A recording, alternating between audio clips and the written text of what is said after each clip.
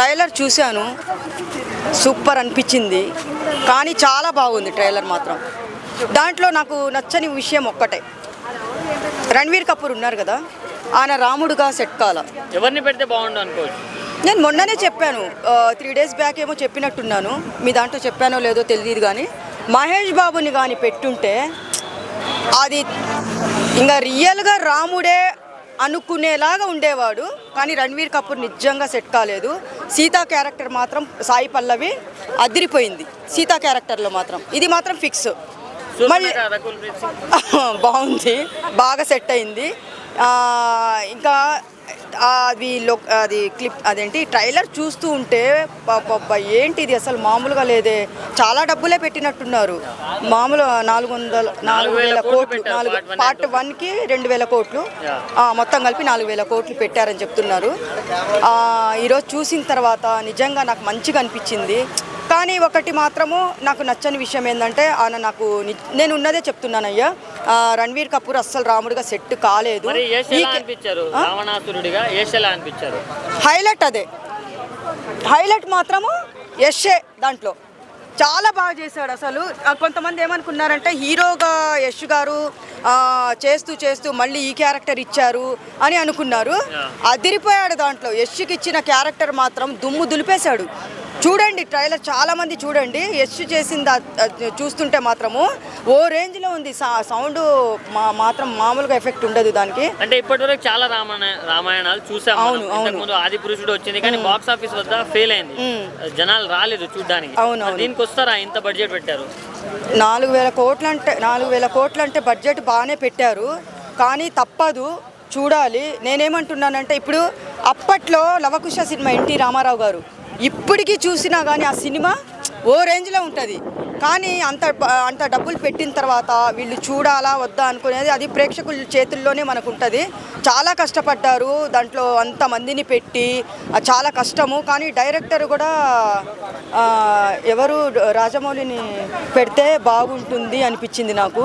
రాజమౌళి గారు తీసి ఉంటే ఈ సినిమా, మహేష్ బాబు గారు పెట్టి రాముడిగా తీసి ఉంటే మాత్రము 4,000 కోట్లు కాదు, ఎన్ని కోట్లు పెట్టినా కానీ దెబ్బకు దెబ్బ వసూలు చేసేది. నేను అదే చెప్తున్నా, 100% అదే చేసేది అనమాట.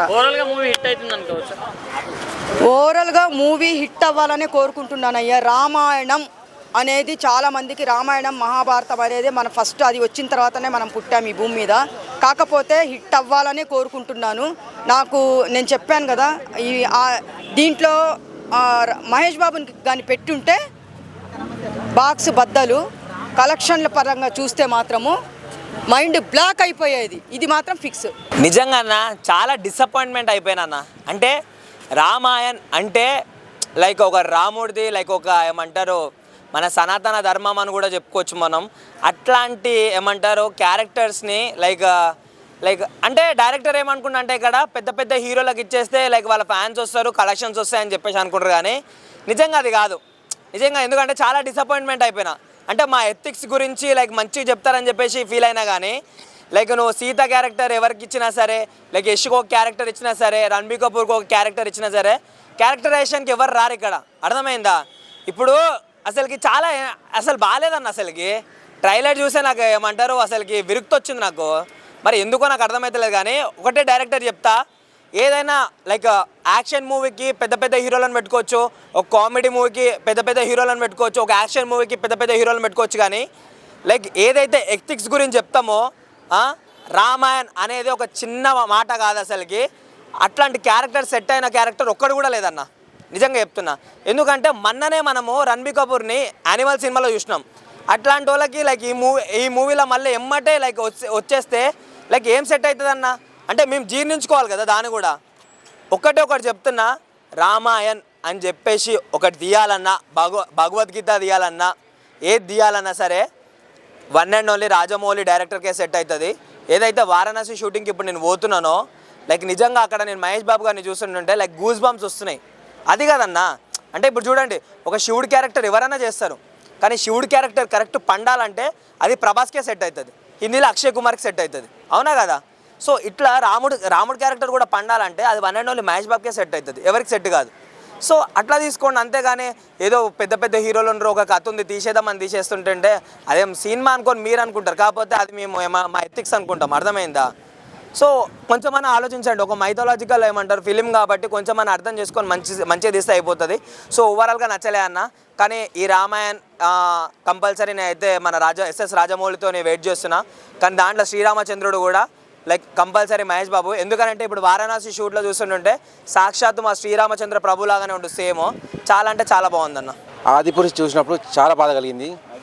ఏంటి ఒక దేవుడి చరిత్ర ఇలా నాకు చూపించేది, అసలు డైరెక్షన్ నేర్చుకుంటుండా లేక నేర్చుకోకుండానే వచ్చేసిండా అని చెప్పేసి అనిపించింది.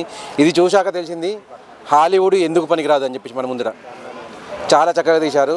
ఇందులో నాకు ప్రతి మూమెంట్లో రాజమౌళి మార్క్ అనిపించిందండి. ఫస్ట్ ఆఫ్ ఆల్ చూపించడమే యశ్ గారిని చాలా పెద్దగా చూపించారు. అంటే మొత్తం తనే ఉన్నారు అన్నట్టుగా చూపించారు యశ్ గారిని. ఆయన కూడా ముల్లోకాల అధిపతిని అని చెప్పేసి అన్న డైలాగ్ చాలా సూపర్ ఉంది. ఈవెన్ రాముని పాత్రలో ఉన్న హీరో గారు కూడా రావణుడు ముల్లోకాల అధిపతి అయితే ఆ ముల్లోకాల ముందే వాడిని చంపి చూపిస్తా అని చెప్పి అనడం చాలా బాగా హైలైట్గా నడిచింది. గ్రాఫిక్స్ అయితే చింపి పడేశారు. నిజంగా ఆదిపురుషులో డైరెక్టర్ కానీ ప్రొడ్యూసర్ కానీ ఏ తప్పైతే చేశారో ఇక్కడ అటువంటిది ఏది కనపడకుండా జాగ్రత్త తీసుకున్నారు.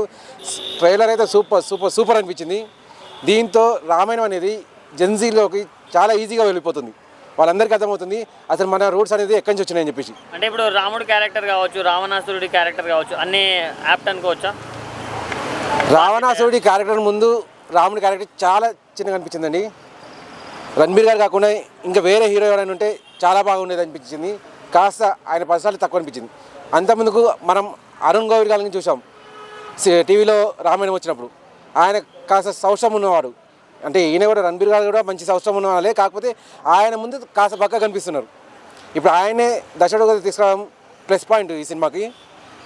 ఆయన కుమారుడుగా ఇప్పుడు రణబీర్ గారిని చూపించారు. కాకపోతే కాస్త రాముడు అనేవాడు బక్క కనిపిస్తున్నట్టుగా అనిపించింది. అఫ్కోర్స్ ఏదైతే రాజమౌళి గారి చరిష్మా ఉందో రావణుని అతి బలవంతుడిగా చూపించడం, రాముని కాస్త తక్కువ అంటే హీరోని కాస్త తక్కువ చూపించడం అని చెప్పి అదే ఫార్ములా ఇక్కడ కూడా చూపించారు. రావణుడు అతి బలవంతుడిగా ఇక్కడ కనిపించారు క్లియర్గా. రణబీర్ గారు కాస్త తక్కువ కనిపించారు. కాకపోతే మొత్తం సినిమా మనకు రిలీజ్ అయిపోతే ఆల్రెడీ మనకు స్టోరీ మొత్తం తెలిసిందే కాబట్టి ఎలా తీశారు, గ్రాఫిక్స్ అనేది ఏ రకంగా చూపించారు అది చూస్తే మెస్మరైజేషన్ కనిపిస్తుంది మనకు. అంటే సీతాదేవిని ట్రోల్ చేశారు అప్పుడు ఆదిపురుష్ వచ్చినప్పుడు. దీంట్లో సాయి పల్లవి గారు ఎలా ఉన్నారు మరి? చాలా బాగున్నారని. సాయి పల్లవి గారి కంటే ముందు కూడా సూపర్ క్యారెక్టర్ చాలా సెట్ అయింది. తన క్యారెక్టర్ తెలుగు ఇండస్ట్రీలో ఎలా అయితే ఉందో సేమ్ అదే క్యారెక్టర్ అక్కడ ఇచ్చేసారు. తెలుగు ఇండస్ట్రీకి అయితే చాలా సెట్ అయిపోయింది అది. సాయి పల్లవి గారి నటన అద్భుతం. ఆమె సినిమా రిలీజ్ అయినప్పుడు ఇంకా చాలా బాగుంటుంది. అది ఎప్పుడెప్పుడు రిలీజ్ అవుతుందని చెప్పి ఎదురు చూస్తున్నాం. అంటే పార్ట్ 1 and 2 కోసం ఆల్మోస్ట్ 4000 crores పెట్టారంట. మరి వర్త్ అనుకోవచ్చా? కలెక్షన్స్ వస్తాయి అంతగానో? ఖచ్చితంగా నీ పార్ట్ 1 వస్తేనే 2000 crores ఈజీగా వెళ్ళిపోతుంది. పార్ట్ 2 వచ్చిందంటే మేబీ ఇప్పటివరకు ఏ సినిమా కొట్టని రికార్డ్స్ పార్ట్ 2 కొడుతుంది అనుకుంటా. 2000 crores అనేది ఇప్పటివరకు మన రికార్డు. ఆ 2000 crores అనేది పార్ట్ 1 కొట్టేస్తుంది. ఆ నమ్మకం అవుతుంది.